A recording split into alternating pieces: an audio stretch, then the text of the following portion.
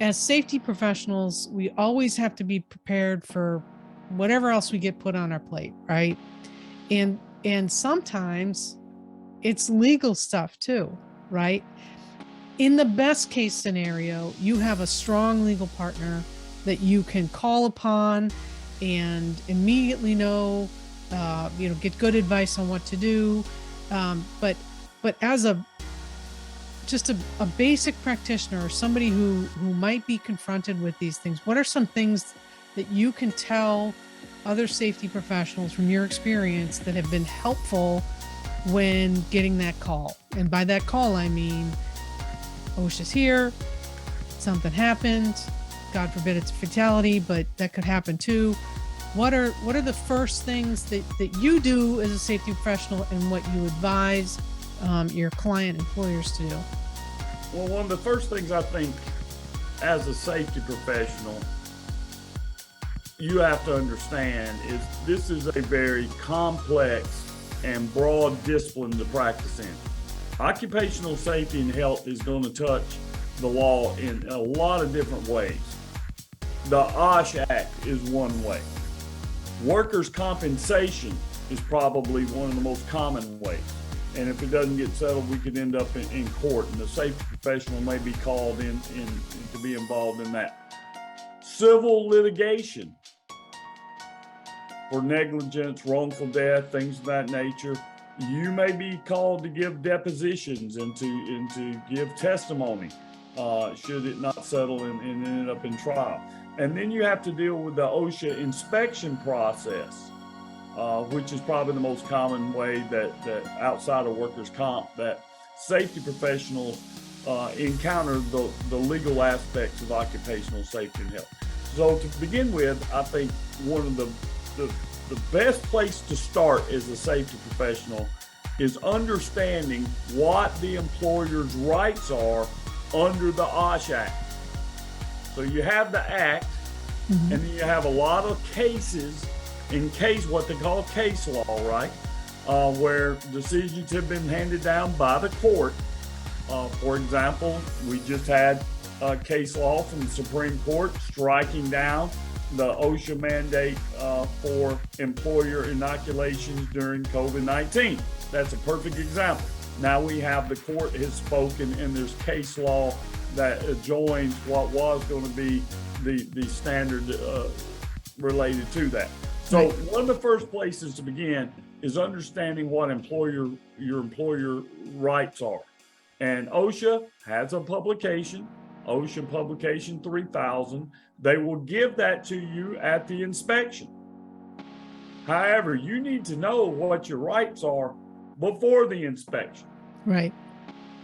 People make mistakes. I make mistakes. Compliance officers make mistakes.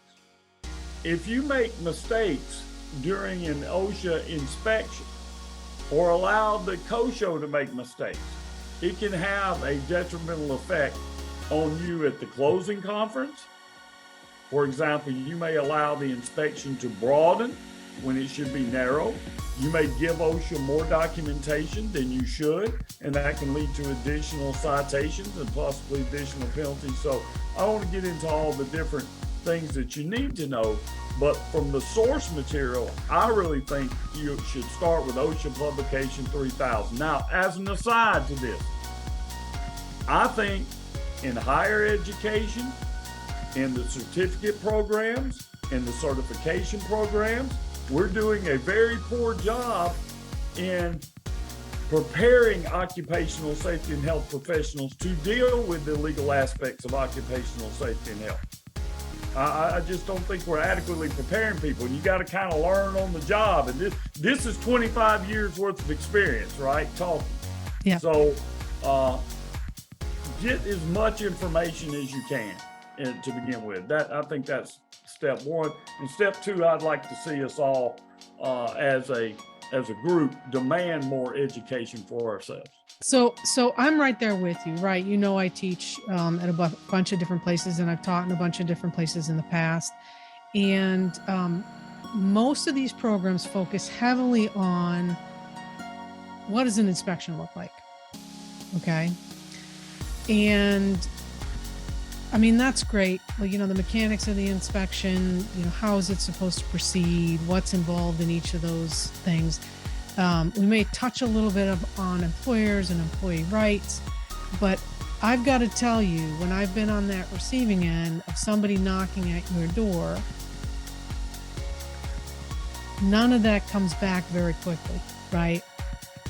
So, just having a question on it, or even, there are places that have courses, and they're full-on courses in legal aspects of occupational safety and health, and they cover, look at all these regulations, but they don't cover the mechanics. Right. Mechanics, right?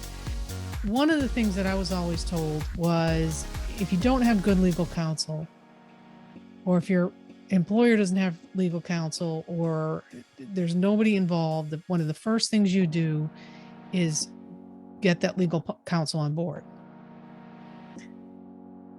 Is that kind of along the lines of what you've seen in the past through your professional practice? Well, I have always appreciated having competent and qualified legal counsel. And even with business executives, sometimes they don't understand, just like medical doctors specialize, I wouldn't go to a podiatrist for my heart problem, right? Yeah. Lawyers specialize as well. And so to deal with labor law, to deal with occupational safety and health issues and workers' comp issues, I really don't need a lawyer that practices criminal defense. I don't need a general practitioner. I need someone that specializes with this, and I highly recommend that companies be preparing and thinking about the worst case scenario and already have a firm picked out and developed a relationship with. I'm not saying necessarily have them on retainer, but you know who you're going to call on a Saturday night, 7 days before Christmas, when you have somebody die. Right. In the workplace. You're prepared to go. Now, one of the things we do at Mariner Gulf is we developed an inspection policy, right? And it says exactly what we're all going to do, who's going to do it, and how it's going to be done, related to if we get inspected by OSHA. And on our website at marinergulf.com, if you go there, there's a video about how to prepare for an OSHA inspection.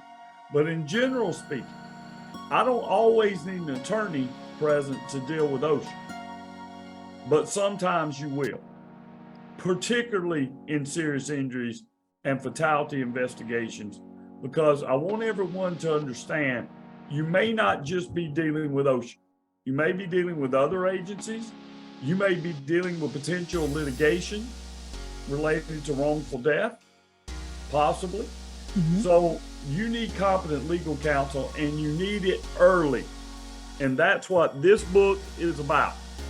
Once you read this book, or at least chapters of this book that you may find interesting that apply to your particular practice, you'll begin to understand, I need to be able to have someone to call to guide me so we don't make critical missteps early on in our investigation and the investigation that subsequently comes from OSHA.